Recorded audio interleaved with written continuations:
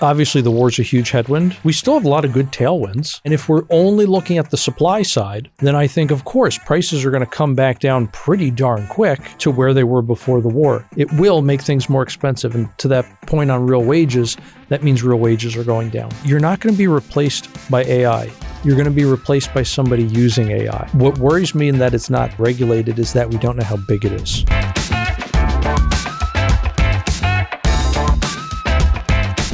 Welcome to the Big Skinny with Lou Basenese, where we bring you everything at one headline or consensus narrative that you should probably think twice about, one chart you should definitely pay attention to because the data seldom lies, and one insight that should help you increase your bottom line alongside ours because we're here to make money and increase our bottom line after all.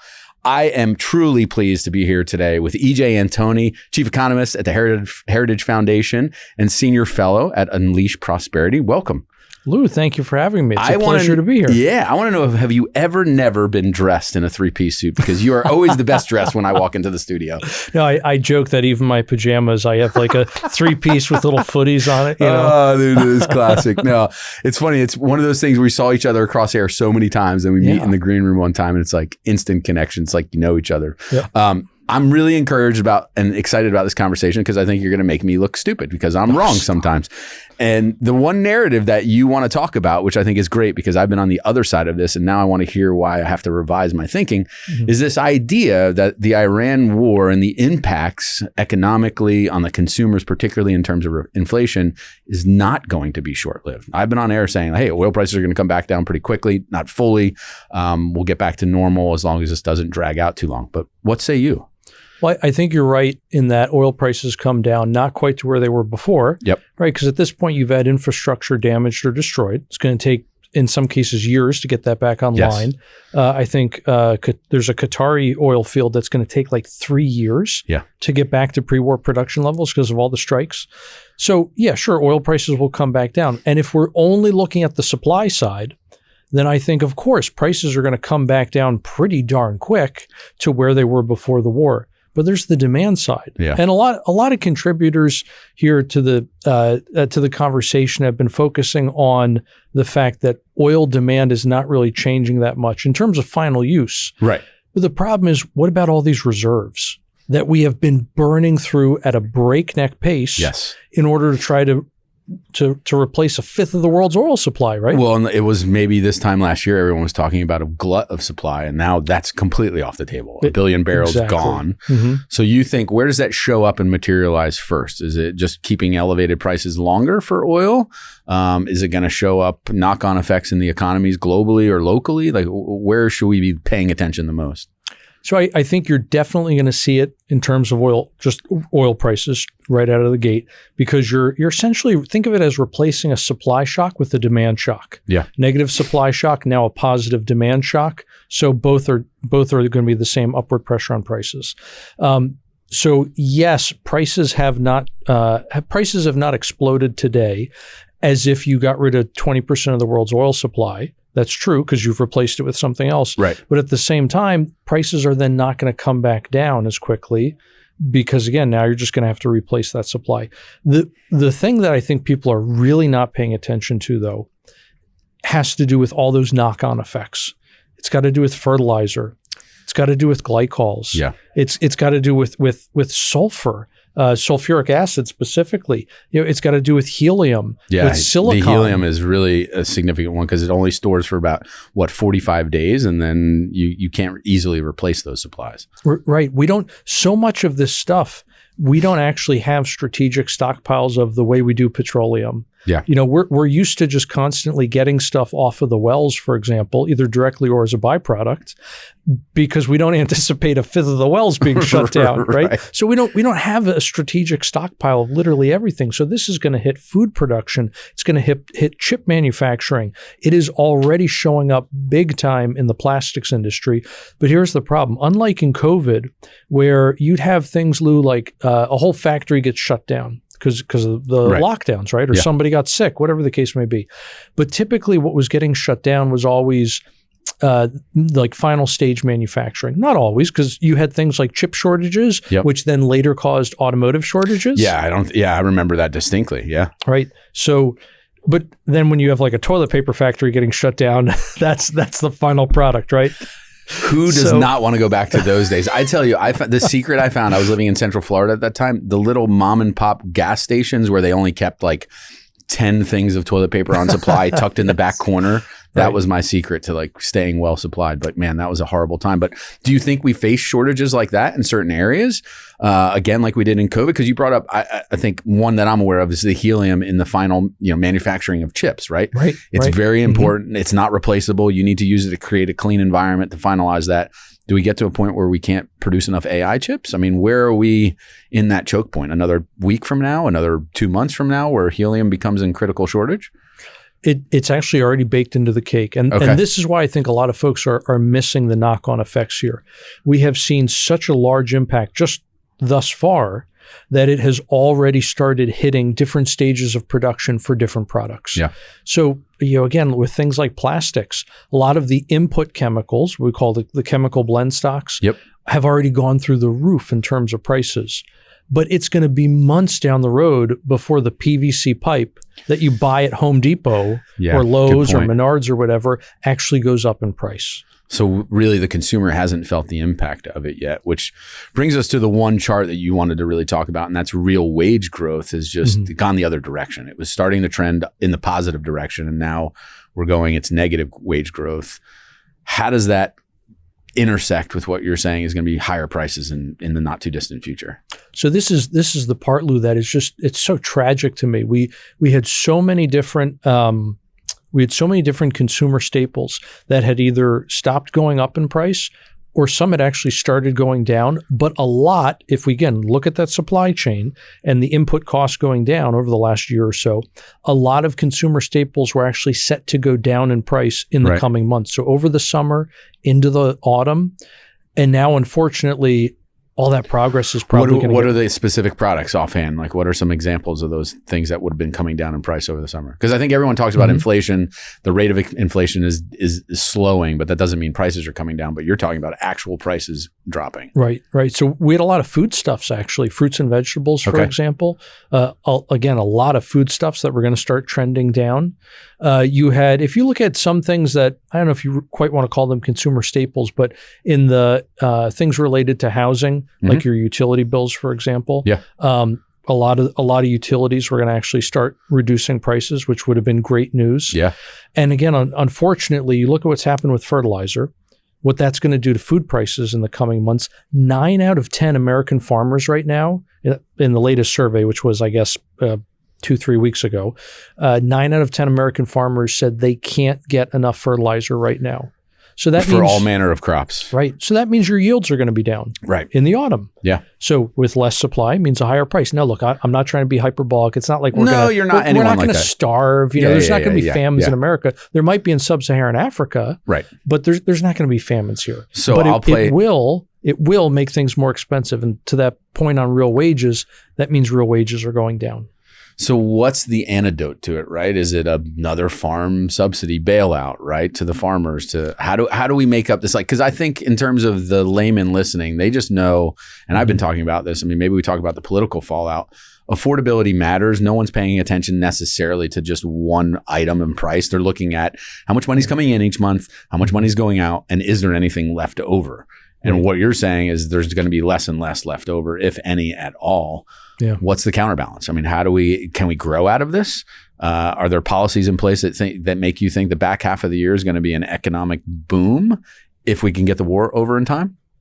I mean, look, there's obviously the war's a huge headwind. We still have a lot of good tailwinds.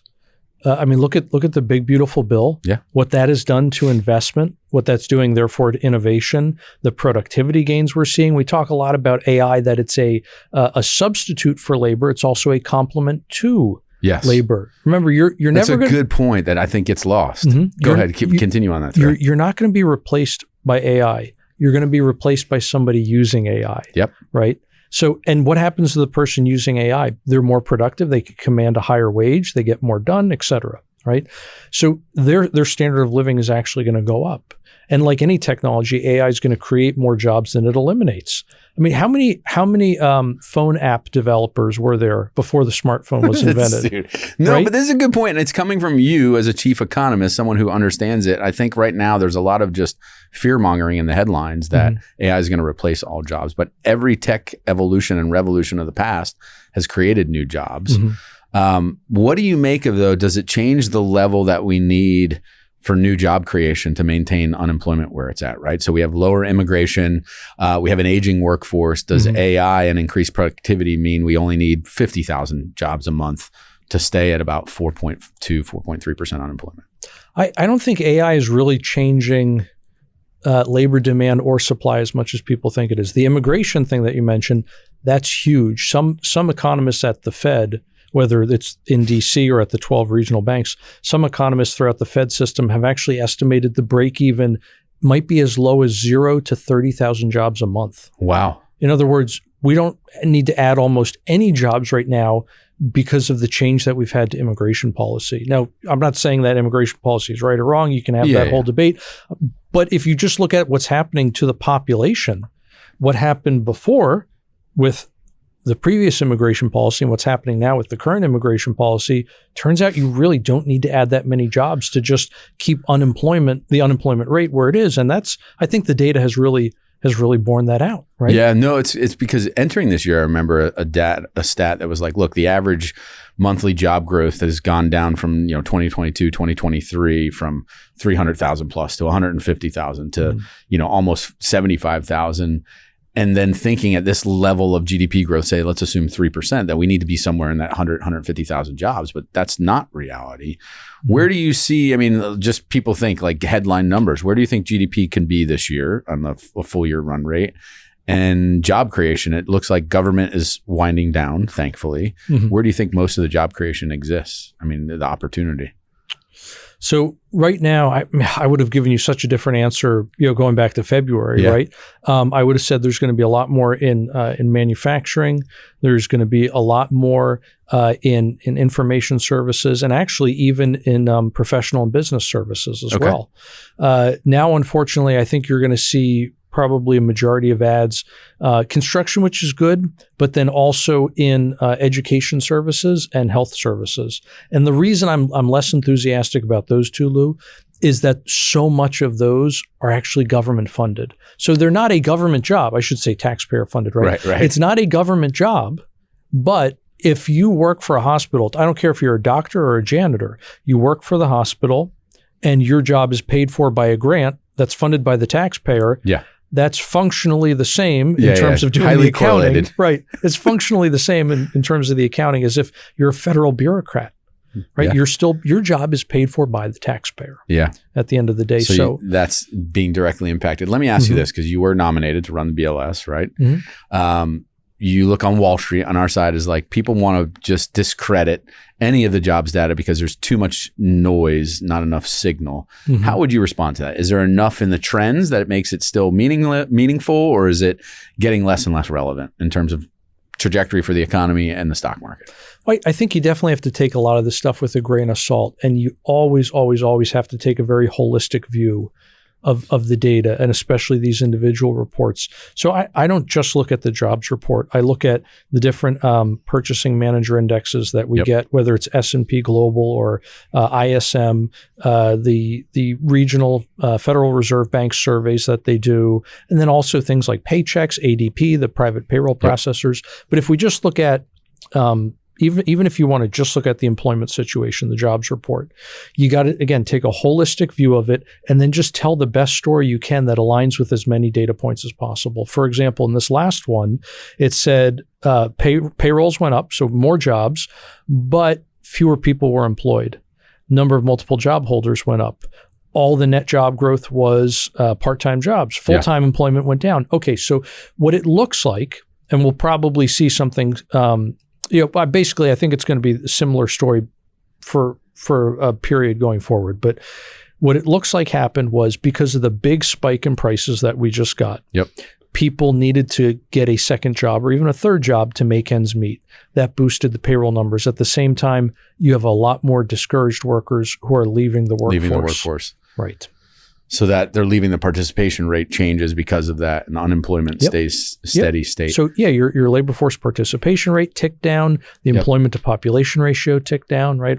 Exactly, Lou. All these, and again, you just tell the best story you can, I think. And sometimes the story has to change as the data gets revised, but you tell the best story you can with the numbers that you have. No, I like that approach, because you're saying there's no infallible data point. There's no one that's taken supremacy over another. It's how do they fit together and can weave a consistent message, or where is it incongruent? So with that being said, as an economist, I mean, are there certain data point, like is there a certain metric that you measure and say, hey, this is really important, I put a lot of weight on it, or now it's not possible to do that?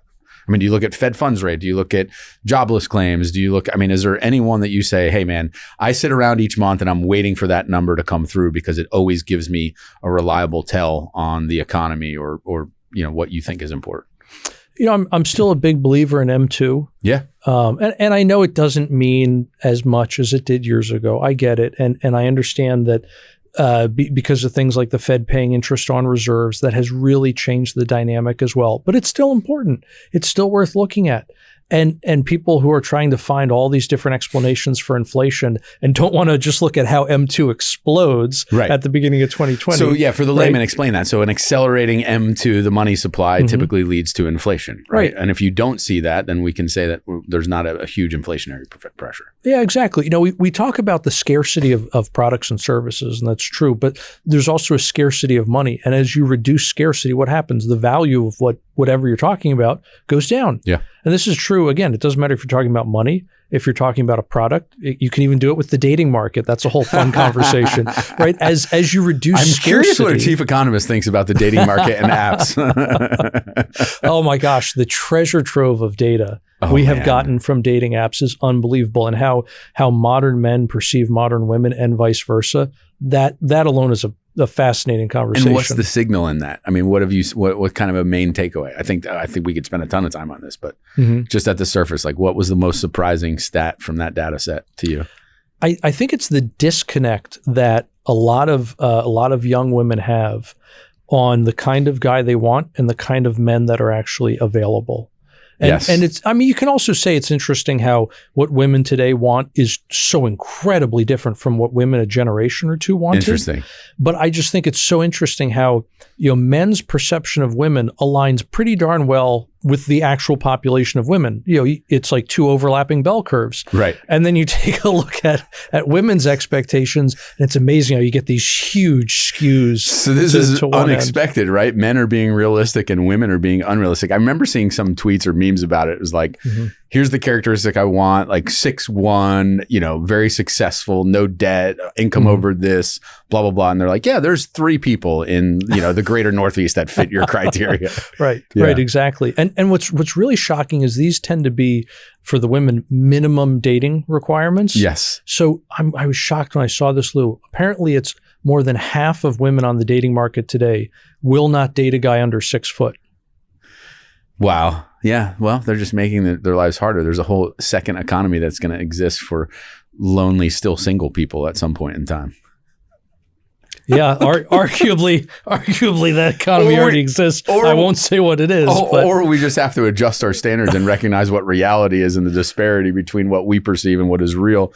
Let's talk about reality for oil prices in terms of like investment opportunities. Yeah. Traditionally, a spike in price or a rise in price is a boon to refiners.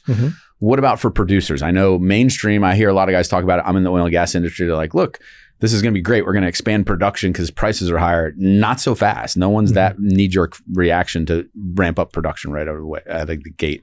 How do you look at the refiners versus the producers in terms of investment opportunities? So with the problem I have with producers, and it's not as if it outweighs all the benefits. So I'm not trying to talk down investments in the producers themselves, but take a look at the Dallas Fed Energy Survey. Yeah. The median projection for energy producers, for drillers, is that oil is going to have a 7 handle on December 31. Yeah. No, I mean, and we saw it between the March 26th report and the update in April. The break even, the drill new wells in the Permian, Midland, like the main reservoir for us, went from 61 to 69. They're raising their price to say like, we're not going to drill more unless the prices stay up there. Right, exactly. You're talking about projects that you can't simply turn on and off like a light switch. As you know, I'm preaching to the choir here, but they're not things you can turn on and off quickly. They have a long lead and lag, and on top of that, you have to run them for a long period of time. So it's not as if, again, I can produce for a day when oil is high. I can shut down when oil is low. I'm trying to think, what is oil going to be 6 months from now? It's not going to be 100. That's what these folks are theorizing. So a well that's profitable at 80, if I drill that today and oil does not stay at 100, it goes down to 70, I lose money. Yeah, no, I think that's what's getting lost on a lot of people, is that they think that the spike in prices. I mean, we even see some politicians say, let's charge, the Maine senator race. Well, let's charge an extra tax, a windfall profits gain on the oil producers. And it's not that straightforward. But the refiners, a different case altogether. Why do you think the economics there are more pure from an investment standpoint in a spike price situation? So the refiners are going to have a little more advanced warning. Yeah. In terms of changes to quantity, which is ultimately what's going to dictate price, right? And because it is, as you know, it's such a price inelastic product or products, everything that the refiners are putting out, that gives them a tremendous amount of pricing power. In other words, they can pass their costs on very, very easily. And you don't worry about any demand destruction yet based upon prices and how long the war's lasted. I do, but the difference there, Lou, is the fact that, again, as those prices start to go up, they have enough time. Unlike the drillers, the refiners have a little bit more time in that supply chain, and so they can better adapt to it. Again, this is not infrastructure you can, it's not a dimmer switch in this case. I think we get used to in this instant gratification society where you just say, well, I'm just going to turn my phone on and I have whatever I want. I'm going to DoorDash it here. You can't do that with oil and gas and all the byproducts that come from it. Right, exactly. Yeah. But again, you're looking. I think they have the ability to look a little further into the future. They have that kind of luxury there. And so you'll have, again, whether it's gas or diesel, or whether it's just some of those chemical blend stocks that are going to go into producing fertilizer or plastics or pharmaceuticals. Granted, we make a lot of that from natural gas now, but still, at the end of the day, they have a lot of pricing power even in those markets. And what we've seen historically is refiners have been able to essentially push warehousing constraints off on the next person in the supply chain. Yeah, that makes sense. All right. If you haven't noticed, we're all about all filling, zero fluff. And so is our email newsletter, where we deliver insights, one headline that you should probably ignore, one chart you should absolutely pay attention to, and one investment idea that you should follow to increase your bottom line right alongside ours. So if you're not signed up yet, go to thebigskinny.com, sign up for our newsletter. If you can't be bothered to give up your email address, that's okay. Give us a follow on Twitter or on YouTube so you never miss another episode. Before we run, I want to hit on a couple topics that you have very good intimate knowledge of. One being the incoming Fed chair. You've had some one-on-one conversations with Kevin Warsh. What do you think the biggest change is between Powell and Warsh? And then second part of that question is, what do you think people should know that they aren't expecting from Warsh that we might get? Gosh, the biggest difference. I mean, fundamentally, I guess, Lou, it comes down to the fact that Warsh really understands monetary policy. Yeah. Powell did not. And, to a certain extent, it's not his fault. He's an attorney by trade. He's not an economist. Right. He more so cut his teeth on like how is M&A activity affected by Fed policy? I think he's much more of an expert in that, as opposed to inflation and the impact on the employment, the business cycle, et cetera. So that I guess is the difference in the men. The difference in the policy, I anticipate that it's going to take him a while, but I anticipate what Warsh is going to do is get rid of this whole ample reserve regime that the Fed has built up. This really starts going all the way back, 2008, I guess? Yeah. And it was coming out of the financial crisis for sure. Yeah, and they actually authorized it, I want to say in like 2005 or 6, they had authorized the Fed to pay interest on reserves, and then they through another measure in Congress. They said, no, we need to do this now. And they said the Fed no longer has to wait. And so they started paying interest on excess reserves. Powell changed it in March of 2020 to pay interest on all reserves. Yep. And now they just don't even have a reserve requirement anymore for banks. So I think you're going to see a radical shift away from the current way the Fed tries to manage reserves and manage the overall money supply back to a more traditional way of doing it. So again, which points back to watching M2 to see what happens with the money supply, accelerating, decelerating. Do you think the Fed's target at 2% is outdated? Should it be 3%? I mean, that's kind of seems to be a debate that comes up periodically when we can't seem to get inflation back to target. I mean, if you look at the chart of what real inflation is and what target is, it's seldom, like it crosses over the line occasionally, but it never hangs on to the line. Right, exactly. I mean, if we want to just read the law as it is, the Fed's mandate is price stability, not a specific target. Not a specific level of price instability.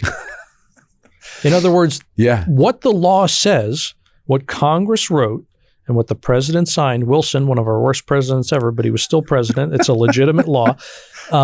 He said, the law says price stability. That means no inflation. That was always the Fed's mandate. So we're completely misguided at 2%. That is a misstatement to the letter of the law. This is all because a bunch of central bankers in friggin' New Zealand came up with this idea. You know what? If we have 2% inflation, that's basically like, it's enough that we can get away with. The people won't throw a fit about it. Yeah, they're not going to riot in the streets. Yeah, and then later, it was only literally years later that a bunch of academics, because it takes an academic to come up with such a crazy idea, they basically came up with this nonsense, Lou, of saying, well, what's really harmful to the economy is deflation, because heaven forbid groceries get more expensive. That would just ruin everything, right? So we can't have deflation. So let's err on the side of 2% inflation. And then if we happen to miss, worst cases, you get 4% inflation, or maybe you get no inflation, but at least no deflation. Yeah. And it's all based on this lie that deflation, it does anything bad for the economy. What happens is that deflation used to tend to occur when you had severe recessions or depressions. Right. Except so that was everyone just got PTSD from those moments and thought deflation was the cause, not a symptom of it. Right, exactly. But you hit the nail on the head with that word, symptom. Yeah. The deflation was simply returning to normal. Yeah. In fact, the deflation isn't really, you might want to say it's maybe not even a symptom. It's actually a sign you're getting cured. Interesting. Yeah, I don't think you're going to hear anyone espousing that take outside yourself. You did say something interesting, though. You said Wilson, the worst president, but was still president.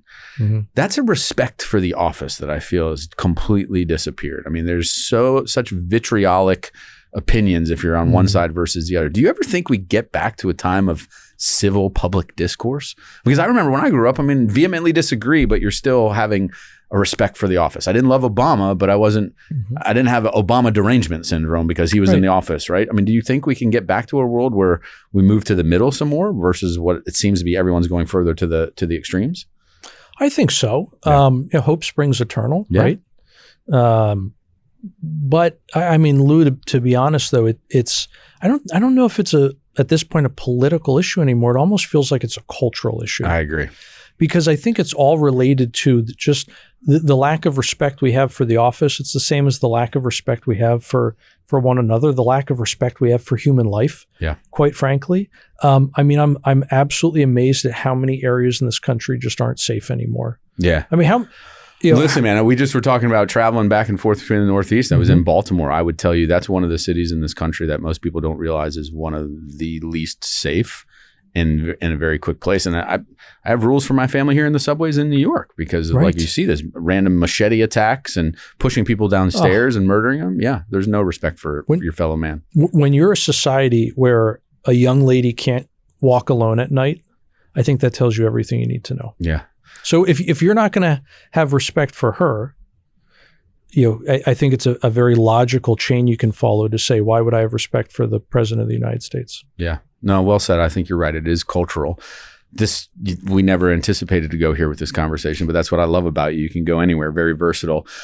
Before we end, let me ask this. Is there something economic I don't know, condition or something that you're monitoring that's concerning, maybe bubbling underneath the surface that the average layman might not be paying attention to, that you think is worth monitoring? Like I think about the Bank of America latest credit card and debit card survey where it shows people are starting to hold back a little bit. Is that something we should be concerned about, or is it just 1 month of data, or is there something else that you're looking at?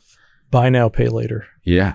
Very concerned. And the fact that it's not regulated, what concerns me there, Lou, the regulation part, I mean, find me something where regulation actually saved us, like from a crisis or whatever. I mean, you're going to tell me housing wasn't regulated enough before 2007, 8, 9. Yeah. What worries me in that it's not regulated is that we don't know how big it is. So we know the quality is not great. It's not a question of quality. It's a question of quantity. The quality is not great because people are having to put things like groceries on this. That means they're increasing. pretty desperate. And the demographic too is younger. It's trending lower, right? Yes. Especially all these college grads who now don't have jobs. Now, some of that's their own fault because they got a degree that ends in the word studies. I mean, what were you thinking? But some of it's also just the time they're arriving in. Yes. I talked to law firms, Lou, where they've eliminated virtually all of their entry-level positions. And only after they did that did they think to themselves, wait a second, all of those folks eventually became law clerks, eventually became paralegals, eventually became full lawyers, transition. And then partners. Yeah. And now they're thinking to themselves, where do we get that future generation of partners? Did we shoot ourselves in the foot here? So, I mean, all this is like the brave new world. But that's a great encouragement to people that are struggling. Because I don't want to say that I laughed off the current plight of the recent grads because the unemployment rate for 16 to 24 was at like 10.5 and now it's down to 8%. I graduated in 2000 in the teeth of the dot-com bubble collapse. Yeah. I begged and borrowed everything just to try and get a job. I didn't care. I literally started calling around. What are you doing? Oh, we went to college. Well, I don't care. Are you guys hiring? Right. So some of that adversity is good, but I think that's an interesting point is if we just eliminate those entry-level jobs, it becomes a crisis. There's a shortage of skilled workers on the other side. So the pendulum should swing back the other way.